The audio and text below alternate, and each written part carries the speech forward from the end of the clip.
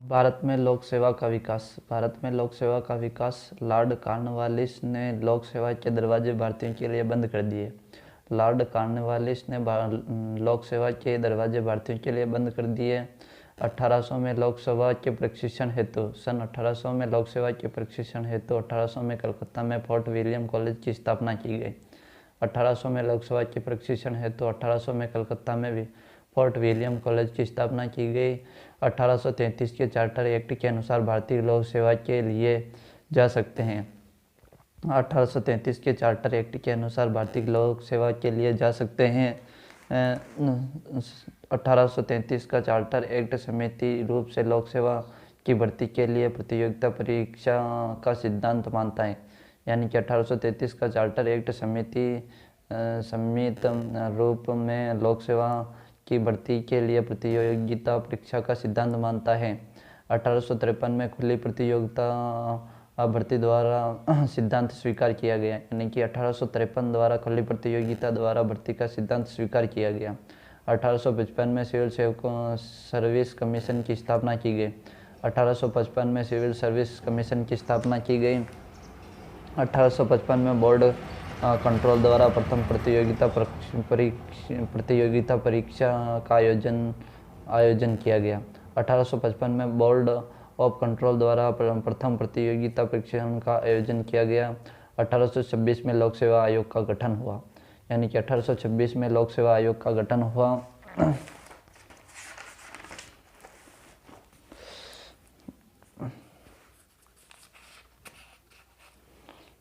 आंग्ल मैसूर संघर्ष। यानी कि आंग्ल मैसूर संघर्ष। मैसूर में वाडियार वंश के चिक्का राजा का शासन था। मैसूर में वाडियार वंश के चिक्का राजा का शासन था। चिक्का राजा के अयोग्य होने के कारण नंदराज एवं देवराज नामक दो भाइयों के पास सत्ता चली गई। चिक्का राजा के अयोग्य होने के कारण नंदराज एवं देवराज नामक दो भाइयों के पास सत्ता चली गई। 1861 में हैदर अली मैसूर की सत्ता पर अधिकार कर लेता है। यानी कि हैदर अली मैसूर की सत्ता पर कब अधिकार कर लेता है? तो 1761 में हैदर अली मैसूर की सत्ता पर अधिकार कर लेता है। हैदर अली ने डिंडीगुला में फ्रांसीसियों की मदद से तोपखाना लगवाया। हैदर अली ने डिंडीगुला में फ्रांसीसियों की मदद से तोपखाना लगवाया। प्रथम आंग्ल मैसूर युद्ध। प्रथम आंग्ल मैसूर युद्ध 1767 में और 69 में मद्रास की संधि हुई। प्रथम आंग्ल मैसूर युद्ध में मद्रास की संधि हुई। इस युद्ध में निज़ाम जो कि हैदराबाद प्लस मराठा अंग्रेज़ों की तरफ से लड़े थे। यानी कि मराठा अंग्रेज़ों की तरफ से लड़े थे और निज़ाम हैदराबाद से लड़ा था। लेकिन हैदर अली ने अपनी कूटनीति से इनको अलग कर दिया। यानी कि हैदर अली ने अपनी कूटनीति से मराठा और अंग्रेज़ों को अलग कर दिया। हैदर अली मद्रास को घेर लेता है तथा अंग्रेज़ों को मद्रास की संधि करनी पड़ती है। हैदर अली मद्रास को घेर लेता है तथा अंग्रेज़ों को मद्रास की संधि करनी पड़ती है। टीपू को अरबी, फारसी, उर्दू व कन्नड़ भाषाओं का ज्ञान था। यानी कि टीपू को अरबी, फारसी, उर्दू और कन्नड़ भाषाओं का ज्ञान था। इसने नई मुद्रा, मापतोल की इकाई व नवीन संवत का प्रचलन किया। टीपू ने अपनी नई राजधानी श्रीरंगपट्टनम में फ्रांस और मैसूर के मैत्री संधि का प्रतीक स्वतंत्रता का वृक्ष लगाए। यानी कि टीपू ने अपनी नई राजधानी श्रीरंगपट्टनम में फ्रांस और मैसूर के मैत्री संधि का प्रतीक स्वतंत्रता का वृक्ष लगाया। इस युद्ध में हैदर अली जीत गया क्योंकि अंग्रेज़ों ने ना हैदर अली पर युद्ध हर्जाना लगा पाए तथा दोनों ने एक दूसरे के जीते हुए क्षेत्र लौटा दिए। लेकिन हैदर अली ने अंग्रेज़ों को करूर वापस नहीं दिया। यानी कि इस युद्ध में हैदर अली जीत गया क्योंकि अंग्रेज़ों ने ना हैदर अली पर युद्ध हर्जाना लगा पाए तथा दोनों ने एक दूसरे के जीते हुए क्षेत्र लौटा दिए। लेकिन हैदर अली ने अंग्रेज़ों को करूर वापस नहीं दिया। दूसरा आंग्ल मैसूर युद्ध। इसमें मकार्टनी मंगलोर की संधि हुई। दूसरा आंग्ल मैसूर युद्ध ये कब चला? 1780 से 84 के बीच में ये मकार्टनी मंगलोर की संधि हुई। इस समय अमेरिका में स्वतंत्रता संग्राम चल रहा था। यानी कि दूसरा आंग्ल मैसूर युद्ध के समय अमेरिका में स्वतंत्रता संग्राम चल रहा था तथा फ्रांस इस समय वहाँ पर इंग्लैंड के खिलाफ अमेरिका का साथ दे रहा था। तथा फ्रांस इस समय वहाँ पर इंग्लैंड के खिलाफ अमेरिका का साथ दे रहा था। फ्रांस इस समय इंग्लैंड के खिलाफ अमेरिका का साथ दे रहा था। अंग्रेज़ों ने फ्रांसीसियों की माहे पंडिचेरी नामक बस्ती पर आक्रमण कर दिया। हैदर अली ने इसका विरोध किया क्योंकि हैदर अली माहे पर अपना अधिकार मानता था। अंग्रेज़ों ने फ्रांसीसियों की माहे जो कि पांडिचेरी में नामक बस्ती पर आक्रमण कर दिया। हैदर अली ने इसका विरोध किया क्योंकि हैदर अली माहे पर अपना अधिकार मानता था। पोर्टोनोवा का युद्ध 1781 में हुआ। पोर्टोनोवा का युद्ध 1781 में हुआ। तीसरा आंग्ल मैसूर युद्ध, ये त्रिकूट का निर्माण श्रीरंगपट्टनम की संधि हुई, यानी कि तीसरे में श्रीरंगपट्टनम की संधि हुई। कारण त्रावणकोर के राजा ने जेकाट तथा क्रैनानोर नामक डच बस्तियों खरीदने का प्रयास किया तथा टीपू सुल्तान ने इसका विरोध किया। इसका कारण था त्रावणकोर के राजा ने जेकोट तथा क्रैनानूर नामक डच बस्तियां खरीदने का प्रयास किया तथा टीपू सुल्तान ने इसका विरोध किया।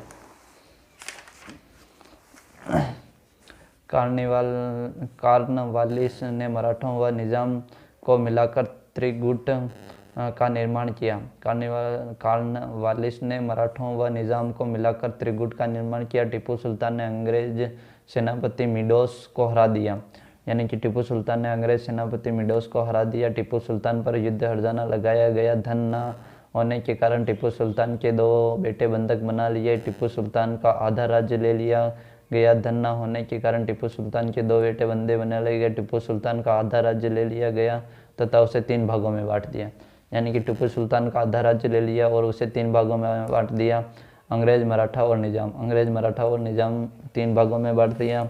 चौथा आंग्ल मैसूर युद्ध 1799 में हुआ। टीपू सुल्तान पर फ्रांसीसियों के साथ बातचीत का आरोप लगाया गया, यानी कि टीपू सुल्तान ने चौथा आंग्ल मैसूर युद्ध 1799 में टीपू सुल्तान पर फ्रांसीसियों के साथ बातचीत का आरोप लगाया गया। टीपू सुल्तान युद्ध में लड़ता हुआ मारा गया, यानी कि चौथे आंग्ल मैसूर युद्ध में टीपू सुल्तान लड़ता हुआ मारा गया। अंग्रेजों ने वाडियार वंश के चिक्का राजा को मैसूर का राजा बना दिया तथा उसके साथ सहायक संधियां की, यानी कि अंग्रेजों ने वाडियार वंश के चिक्का राजा को मैसूर का राजा बना दिया तथा उसके साथ सहायक संधियां की। टीपू सुल्तान ने सक्रिय विदेश नीति का पालन किया तथा तुर्की, फ्रांसी, मिस्र के साथ संबंध स्थापित किया। टीपू सुल्तान ने सक्रिय विदेश नीति का पालन किया और तथा फ्रांस, मिस्र के साथ संबंध स्थापित किए।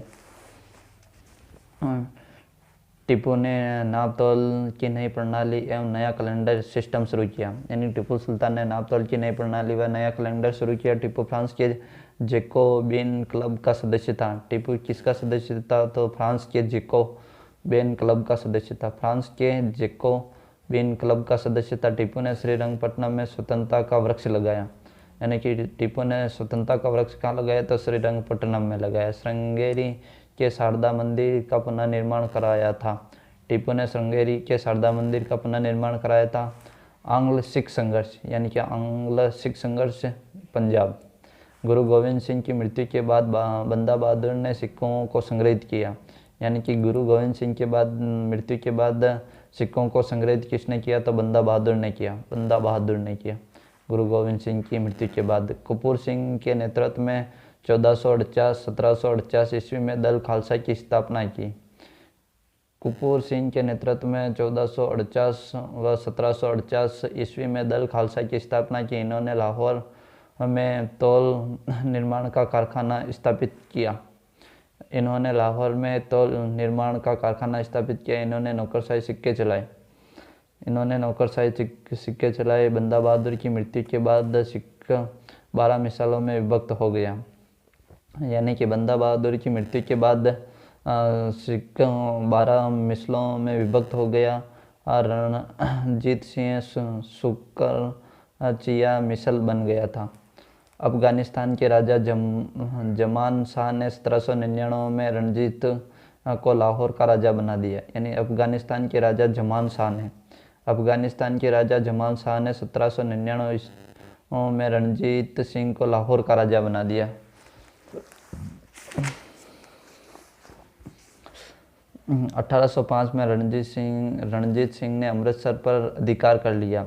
1805 में रणजीत सिंह ने अमृतसर पर अधिकार कर लिया। अमृतसर की संधि 1809 में रणजीत सिंह वीएस अंग्रेजों के बीच। अमृतसर की संधि कब हुई? तो 1809 में किन किन के बीच हुई? तो रणजीत सिंह व अंग्रेजों के बीच में। इस समय गवर्नर जनरल लॉर्ड मिंटो था, यानी कि अमृतसर की संधि के समय गवर्नर जनरल लॉर्ड मिंटो था। रणजीत सिंह में सहायता मांगता है, उसे कोहिनूर हीरा भेज दिया शहजादा शुजा ने। रणजीत सिंह ने सहायता मांगता है, उसे कोहिनूर हीरा भेज किया शहजादा शुजा ने। अंग्रेजों ने शुजा को पेंशन देकर लुधियाना रख दिया, यानी कि अंग्रेजों ने शहजादा शुजा को पेंशन देकर लुधियाना रख दिया। रणजीत सिंह खालसा नाम से शासक करता था, यानी कि रणजीत सिंह किस नाम से शासन करता था? तो रणजीत सिंह खालसा नाम से शासन करता था। गुरु नानक व गुरु गोविंद सिंह के नाम के सिक्के चलाए। रणजीत सिंह ने गुरु नानक व गुरु गोविंद सिंह के नाम के सिक्के चलाए। रणजीत सिंह धर्म सहिष्णु शासक था। रणजीत सिंह ने अपने प्रशासन में अनेक यूरोपियन कंपनियों का शामिल किया, यानी कि रणजीत सिंह धर्म सहिष्णुता शासक था। रणजीत सिंह ने अपने प्रशासन में अनेक यूरोपीय कंपनियों को शामिल किया। इसकी सेना को द्वितीय सबसे शक्तिशाली सेना कहते हैं, यानी कि रणजीत सिंह की सेना को द्वितीय सबसे शक्तिशाली सेना कहते हैं। प्रथम आंग्ल सिख युद्ध सबराओं का युद्ध। प्रथम आंग्ल सिख युद्ध सबराओं का युद्ध, इसमें सिखों का निर्णायक हार हुई, यानी कि सिखों की निर्णायक हार किसमें हुई? तो सबराओं के युद्ध में अंग्रेजों ने युद्ध जीत लिया, यानी कि सबराओं का युद्ध अंग्रेजों ने जीत लिया। लाहौर की संधि 9 मार्च 1886 में हुई।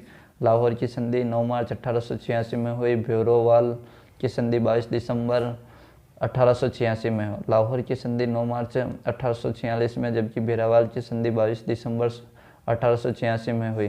द्वितीय आंग्ल सिख युद्ध 1848 से 1849 कारण मुल्तान के गवर्नर मूलराज और हजारा के गवर्नर चतर सिंह ने विद्रोह कर दिया, यानी कि मुल्तान के गवर्नर मूलराज, मुल्तान का गवर्नर मूलराज और हजारा का गवर्नर चतर सिंह। मुल्तान का मूलराज और हजारा का चतर सिंह ने विद्रोह कर दिया। द्वितीय आंग्ल सिख युद्ध हुआ। डलहौजी ने गप के नेतृत्व में पंजाब पर आक्रमण कर दिया, यानी कि डलहौजी ने गप के नेतृत्व में पंजाब पर आक्रमण कर दिया।